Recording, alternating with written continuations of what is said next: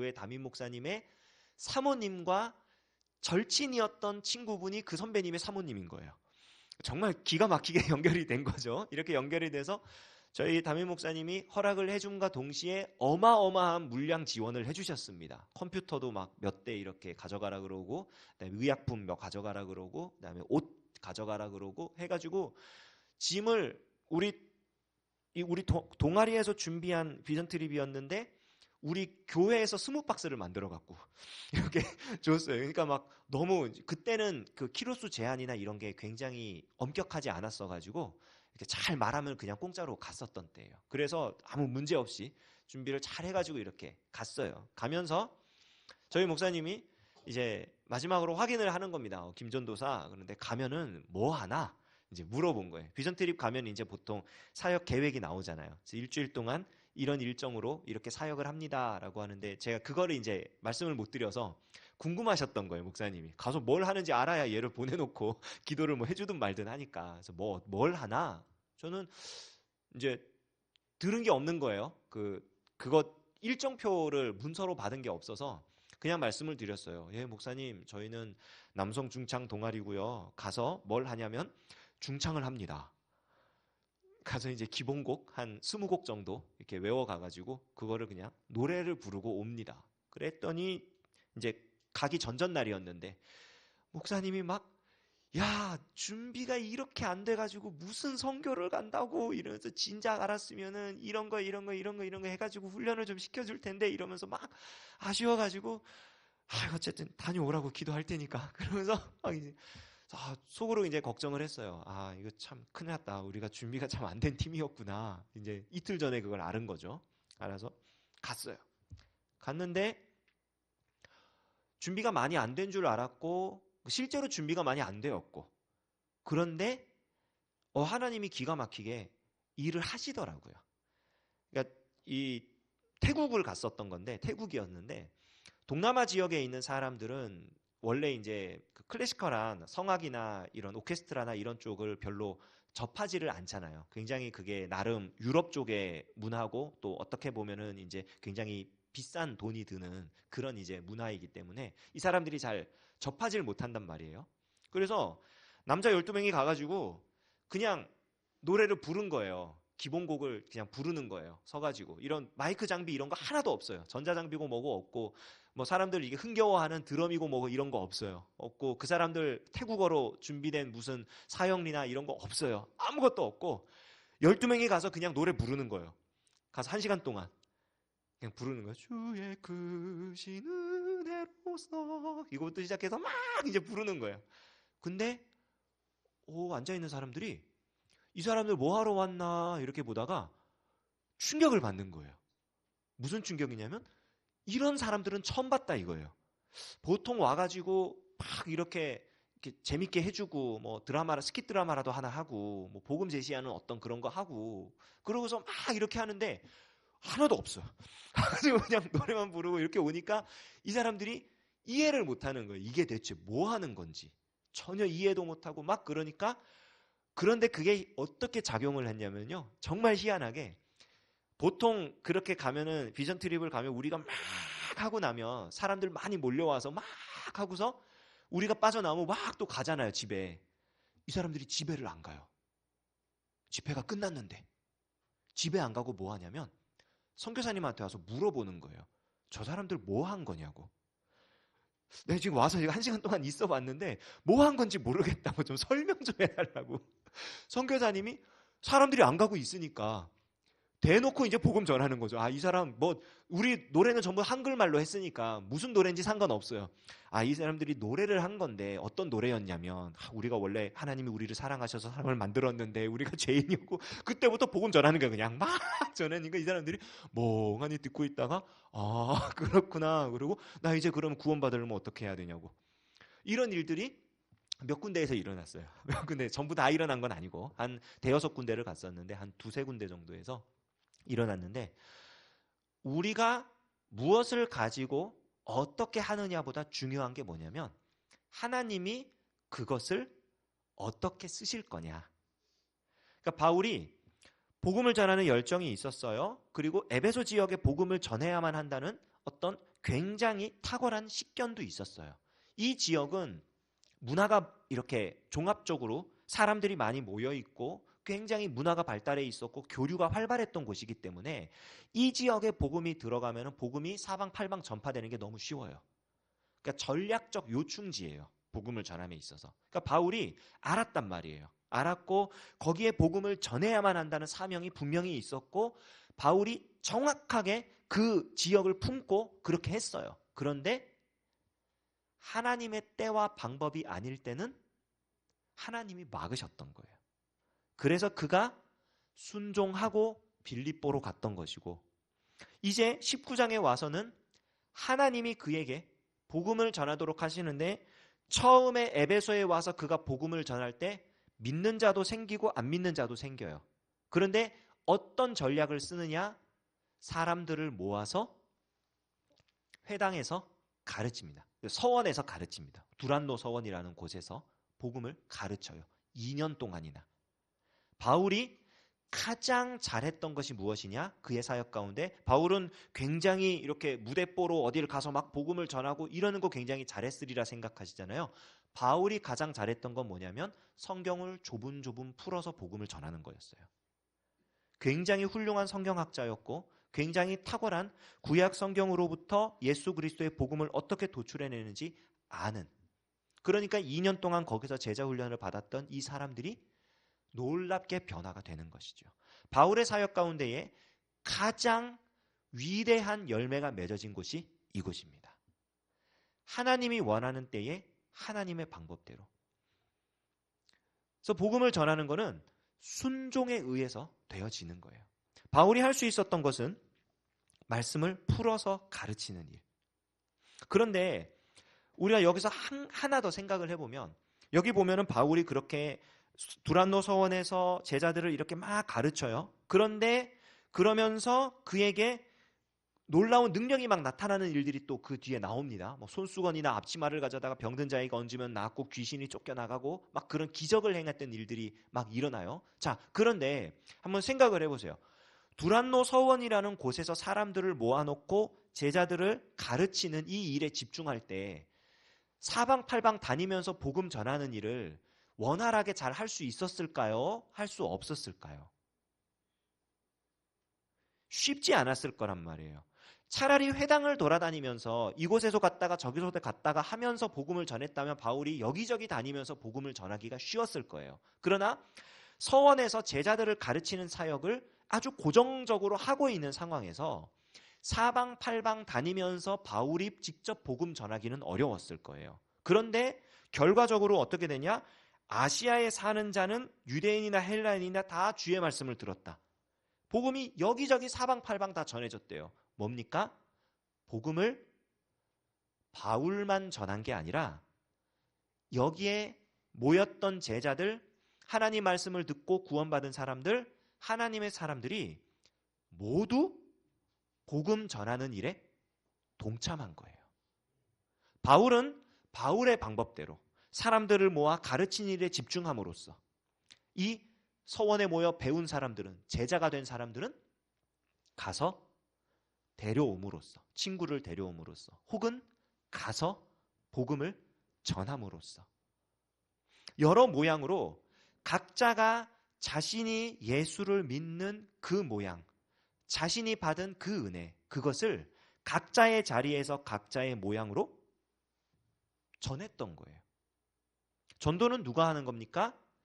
예수님을 믿는 사람이면 누구나 하는 겁니다.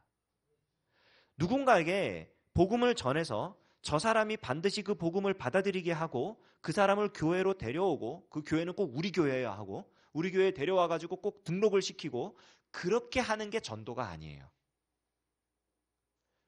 본인이 알고 있는 내가 만난 예수님, 내가 경험한 복음, 그것을 인정하고 고백하고 증거하는 것이 전도입니다.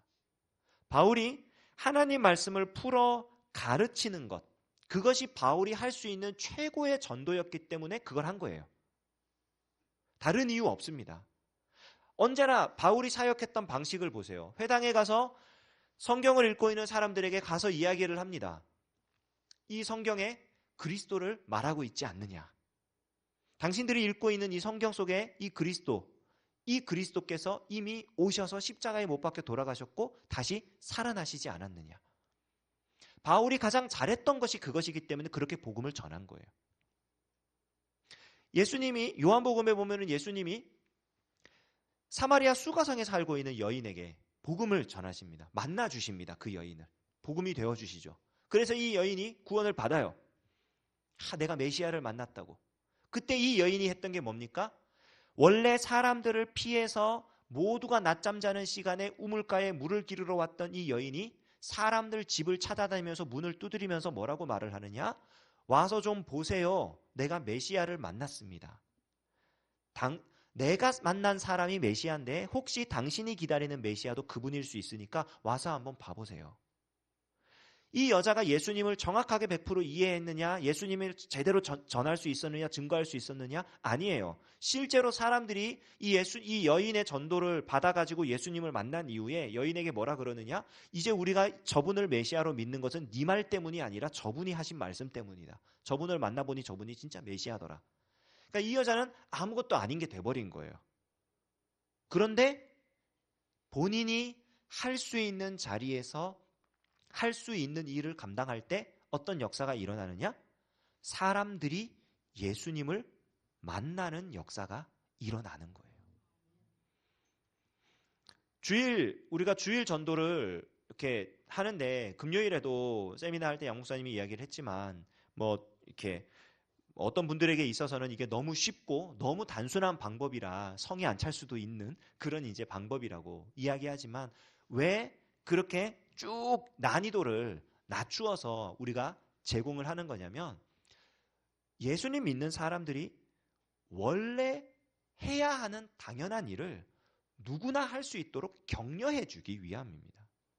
우리가 그 휴지를 막 천장 만장 1억 장 막 이렇게 찍어가지고 사람들한테 쫙 뿌리면서 이 동네 사람들한테 다 해가지고 강서중앙교회 6글자를 탁 각인을 시키고 예수 믿으려면 우리 교회 와서 무조건 등록하라 그러고 우리 교회 막 성도를 늘리고 그게 목적이 아니에요.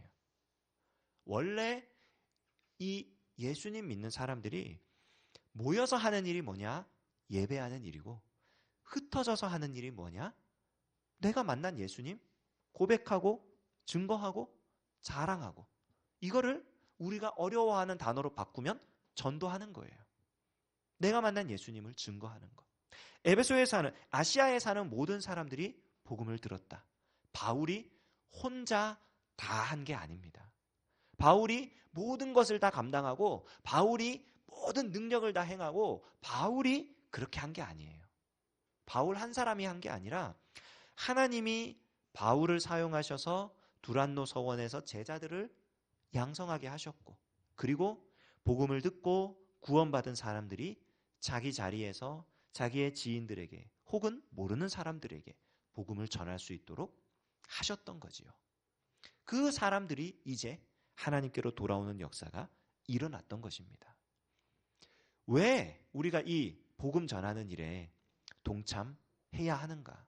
동참해야만 하는가?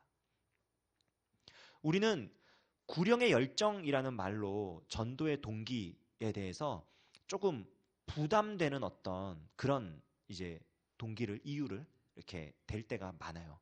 그런데 전도의 동기는요, 다른 거 아닙니다. 하나님이 하시는 일이기 때문에 해야 되는 거예요. 우리가 어떤 막 뜨거운 마음을 가지고 막 사람들에게 막 이렇게 해서 전도가 되는 게 아니에요. 제가 목사지만 사실 저는 이렇게 착하기는 한데 굉장히 냉정합니다. 좀 이상한데 착하기는 해요. 착하기는 한데 별로 사람을 이렇게 따뜻하게 막 이렇게 품고 이런 거는 잘 못해요. 제가 그렇게 잘 훈련이 잘 되지를 않았어요. 그러니까 전도하고 막 그럴 때에 그냥 솔직히 말해서 처음 만나는 사람에게 아주 딱딱하게 사형리를 전해라. 그러면은 저는 나름 잘할 수 있어요.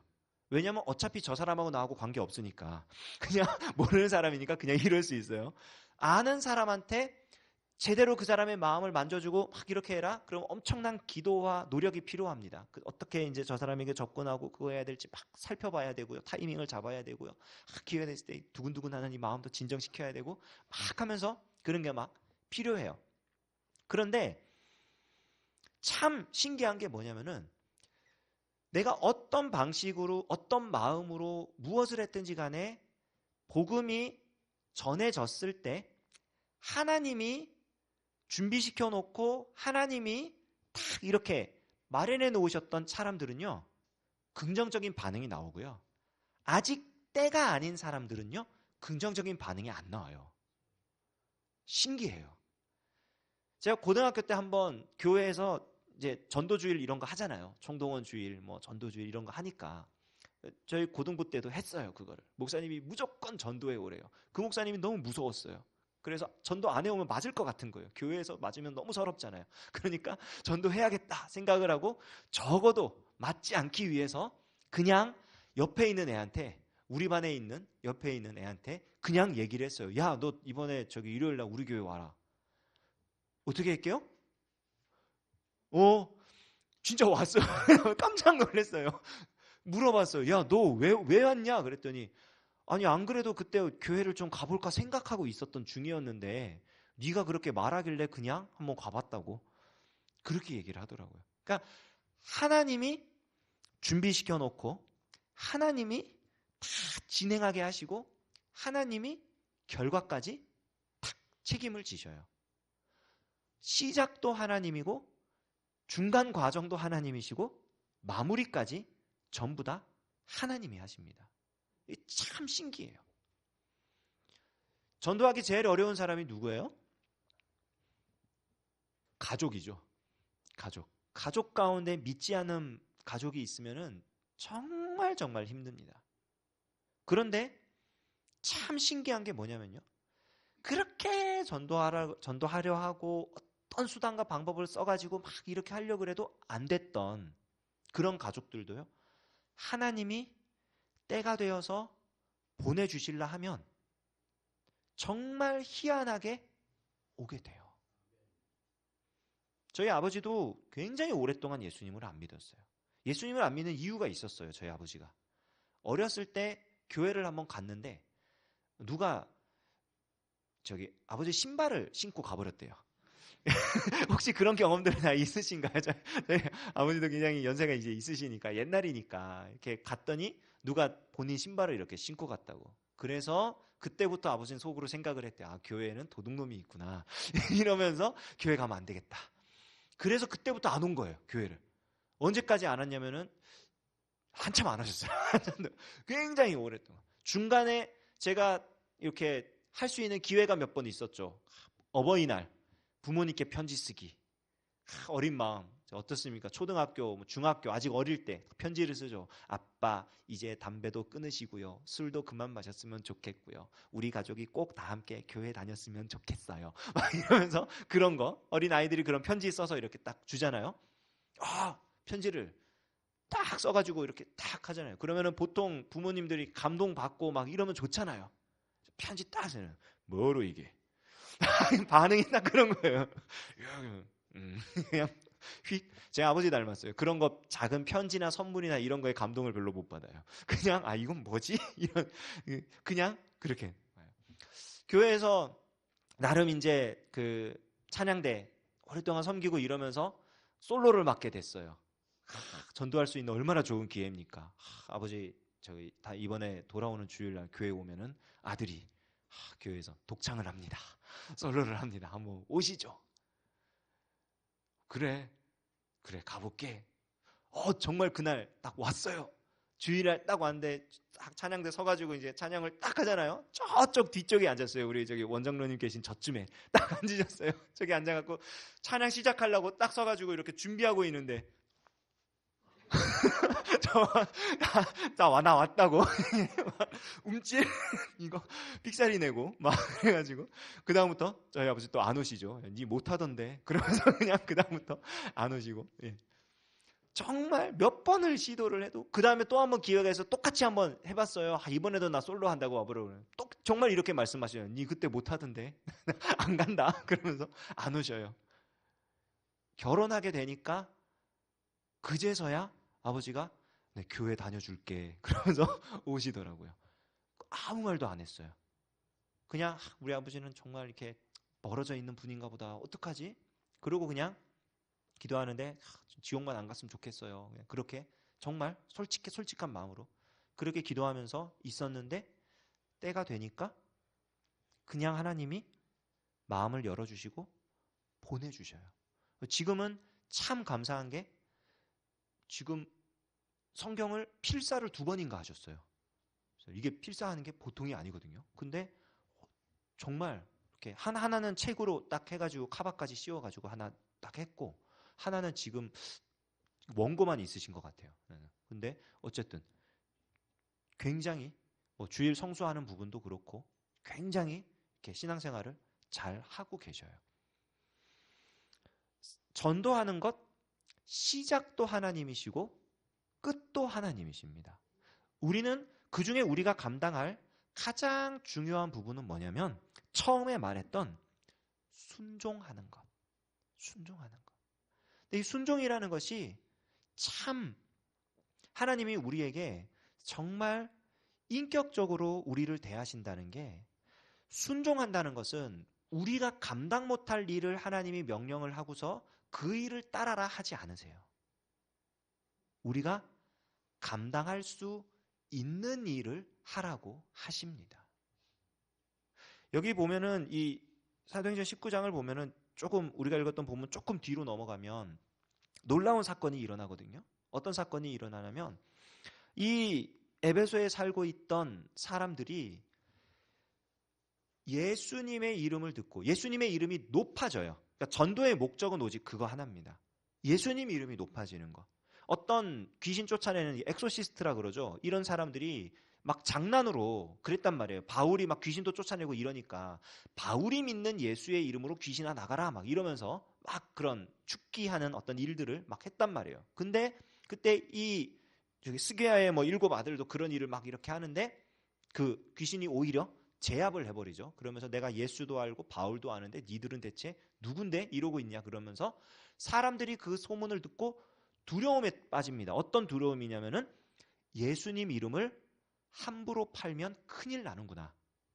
예수님 이름이 내가 어떻게 이렇게 가지고 놀 수 있는 그런 게 아니구나. 내가 사용할 수 있는 도구가 아니라 예수님은 정말 위대하신 분이구나. 이런 사실을 깨달으면서 사람들이 어떤 반응을 일으키냐면은 그 사람들이 갖고 있던 마술하는 책, 그 당시 사람들이 빠져 있었던 어떤 이상한 술수를 부리는 그런 것들을 갖다가 모아다가 다 태워버려요. 내 삶을 청산하겠다는 거죠. 예수님 앞에 무릎 꿇고 살겠다는 거죠. 전도의 결과가 그거예요. 예수님의 이름이 높아지고 그 예수님 앞에 무릎 꿇는 거. 예수님이 우리한테 요구하시는 순종은 뭐냐면은 우리가 할 수 있는 바로 그것을 하라는 거예요. 바울에게는 두란노 서원에서 사람들을 불러 모아다가 복음을 전하라고, 말씀을 가르치라고, 그래서 제자를 양성하라고 하셨지요. 수많은 믿는 사람들에게 여기저기 자기가 있는 자리에서 복음을 전하게 하셨죠. 예수님 이름을 두려워하고 이제 예수님을 믿게 된 자들에게 마술하는 책들 집에 있는 거 다 끌어와가지고 불태워버리게 하셨죠. 이 모든 순종들이 합하여져서 아시아에 사는 모든 자들에게 예수님의 이름이 전해지는 것입니다. 내가 할 수 있는 순종, 하나님이 우리에게 원하시는 건 바로 그거예요. 한 걸음. 우리한테 이만큼을 가라고 절대로 안 하십니다. 운동을 하면 그 개인 이제 PT라 그러죠. 개인 이제 그런 훈련을 시켜주는 원래 피지컬 트레이닝인데 퍼스널 트레이닝으로 요즘에 많이 쓰더라고요. 개인적인 그런 운동을 해주는 그런 그게 있어요. 근데 개인적으로 운동 지도를 받는 것과 그렇지 않고 혼자 운동하는 것과 이게 굉장히 그 차이가 있어요. 어떤 차이가 있냐면 잘 훈련된 아주 뛰어난 코치로부터 지도를 받게 되잖아요. 그러면은 지금 내가 어떤 상태인지를 확인하는 걸 제일 먼저 합니다. 그런데 그러지 않고 좀 덜 훈련된 코치 아니면은 그냥 내가 그냥 하든지 그렇게 되면요. 어디서부터 시작하냐면 내가 하고 싶은 데서부터 시작해요. 내가 이루고 싶은 것부터 시작해요. 그런데 그 결과는 어떻게 되느냐? 지금 내 위치가 어디인지, 내가 할 수 있는 것이 무엇인지, 내 상태가 어떠한지 알고 운동을 시작하면요, 여기에서부터 내가 원하는 자리까지 가기 위해서 떼어야 할 첫걸음을 떼게 해줘요. 첫걸음을. 그런데 그런 인도가 없이, 지도자가 없이 내가 원하는 것, 내가 어떤 바라는 것, 그것들을 하게 되잖아요. 반드시 부상을 입게 되어 있습니다. 제가 요즘에 살이 쪄서 고민이에요. 별로 살 안 쪄 보이죠. 예. 그런데 엄청 쪘어요. 제가 그 평소보다 지금 적게는 2kg, 많게는 3kg 정도가 쪘어요. 에이, 그게 뭐 많이 찐 거냐라고 이렇게 말씀하시겠지만 2kg, 3kg가요 굉장히 큽니다. 타격이 커요. 그래서 걸어 다니는 거나 이런 게 무척 힘들어요. 근데 이렇게 된 이유가 있어요, 제가. 왜 그러냐면 작년 여름에 여름 사역을 다 마치고 휴가를 다녀오고 이러면서 제가 평소에 사실 꾸준히 이렇게 일주일에 2번씩은 운동을 했거든요. 운동을 쭉 하다가 여름 사역 한 7월, 8월 2달 정도를 운동을 하나도 못했어요. 하나도 못하고 이렇게 지났는데 추석이 지나면서 이제 추석까지 갔어요, 그게. 그러니까 거의 석 달을 이제 논 거죠. 놀았으니까 이제 도저히 안 되겠다. 네, 몸이 너무 무거워서 못 견디겠다. 그리고 운동을 해야지. 그리고 운동을 시작했어요. 추석이 지나면서 운동을 했는데 어느 수준으로 시작했냐면은 여름 사역 하기 전 운동을 내가 꾸준히 하던 그때 그 수준으로 똑같이 운동을 시작했거든요. 했는데 한 2주일인가 이렇게 운동을 했는데 몸이 삐거덕거리기 시작하는 거예요. 무릎이 아파요. 이상하다. 왜 그러지? 아파서 한 달을 쉬었어요. 계속 아픈 거예요. 병원에 갔더니 힘줄에 염증이 생겨가지고 이거는 쓰지 말아야 된대요. 그냥 기다려야 된대요. 약 먹고 약 바르고 그냥 기다려야 된대요. 그래가지고 기다려서 지금까지 기다렸어요. 지금까지 이게 조금 나을라 치면은 움직여보고 조금 나을라 치면 움직여보고 했더니 계속 악순환이 돼가지고 지금까지 이러다 보니까 그때부터 지금까지 계속 이제 못하니까 이렇게 상태가, 그러니까 운동을 해야 되는데 운동을 못하니까 이제 에너지는 쓸 수 없고 이제 영양소는 계속 들어오고 이러다 보니까 이제 살이 붙어버린 거죠. 이제 제가 다시 살을 빼기 위해서는, 다시 건강을 되찾기 위해서는 지금 수준에서 시작해야 돼요. 내가 또 운동한다고 그러면은 내가 저기 벌써 작년이죠. 작년 가을 그때쯤 내가 운동 여기서 멈췄었는데 그때부터 해야지. 큰일 납니다. 저는 아마 또 부상을 입을 거예요. 또 부상을 입고 또 쉬게 되고 악순환이 되죠. 하나님이 우리한테 요구하시는 순종은요, 우리가 지금 감당해야 할 바로 그것을 하라고 말씀하시지, 어떤 위대하고 막 거룩한 일 이런 거 있잖아요. 그런 거를 하라고 절대로 말씀하지 않으십니다. 절대로 그런 걸 원하지 않으세요. 하나님은 지금 내가 여기서 감당할 것을 감당하게 하십니다. 제가 한 번은 전에 교회에서 인도를 갔었는데, 그 인도는 악한 영의 세력이 막 이렇게 있는 데도 있고 막 이러니까 희한한 일들도 일어나고 막 그래요. 그런 얘기를 많이 들었고. 근데 가서 팀이 나눠가지고 이렇게 막 다닙니다. 복음을 전하고 다녔어요. 다녔는데 다른 팀에서 그런 이제 일들이 일어났던 거예요. 가서 복음을 전하는데 그런 어떤 성령의 강력한 감동 때문에 집에 있던 이제 우상들 막 이렇게 뜯어내고 막 호통을 치고 방언으로 막 그 나라 말로 막 이렇게 얘기를 하고 하는 역사가 그쪽에서 이제 일어났어요. 제가 인솔하던 팀은 그런 게 하나도 없었어요. 그런 게 하나도 없고 막 그랬어요. 그래서 사실 속으로 조금 이렇게 그랬어요. 왜 저쪽에서 그런 일이 일어났을까? 우리 쪽에서 일어났으면 참 좋았을 것을. 이렇게 생각을 했었는데 돌아와서 나중에 이제 사역을 딱 마치고 나면은 그쪽에서 사역 결과를 정리하잖아요. 그러면 이제 우리가 몇 가정을 찾아갔고 거기서 이제 몇 명을 만났고 몇 명에게 복음을 전했고 반응이 어땠고 이런 것들을 쭉 이야기를 나누는데 정말 기가 막히더라고요. 이쪽 그런 기적이 일어났던 팀, 그리고 그런 기적이 일어나지 않았던 팀, 복음을 듣고 복음에 대해 반응하는 사람들 수는 비슷하더라고요. 이 팀이나 저 팀이나. 그때 깨달았어요. 하나님이 원하시는 거는 복음이 전해지고 복음을 듣는 사람들이 생기는 거지 기적이 일어나고 놀라운 역사가 나타나는 걸 하나님이 결코 바라지 않으시는구나. 그것은 우리가 바라는 거예요. 그러나 하나님은 무엇을 원하시느냐? 복음이 전해지는 걸 원하세요. 예수님의 이름이 높아지는 걸 원하십니다. 주일 전도 사역도 마찬가지예요. 우리가 전도를 할 때 예수님이 높아지면 되는 것이지 그것이 내가 원하는 어떤 다른 결과를 가져오는 게 하나님께 영광 돌리는 일이 결코 아니라는 사실을 잊어서는 안 됩니다. 말씀을 정리하겠습니다. 전도는 누가 하는 것이냐? 예수님 믿는 사람이 하는 것입니다. 전도는 왜 합니까? 하나님이 하시는 일이기 때문에 하는 겁니다. 전도는 어떻게 합니까? 순종함으로 하는 것입니다. 하나님 지금 내게 요구하시는 바로 그 작은 일 하나, 그 한 걸음을 통해서 우리가 복음을 증거할 수 있는 것입니다. 우리 모두 이런 전도자가 되어서 우리의 작은 삶의 순종을 통해 우리 예수님의 이름이 높아지는 은혜가 넘치기를 주님의 이름으로 축원합니다.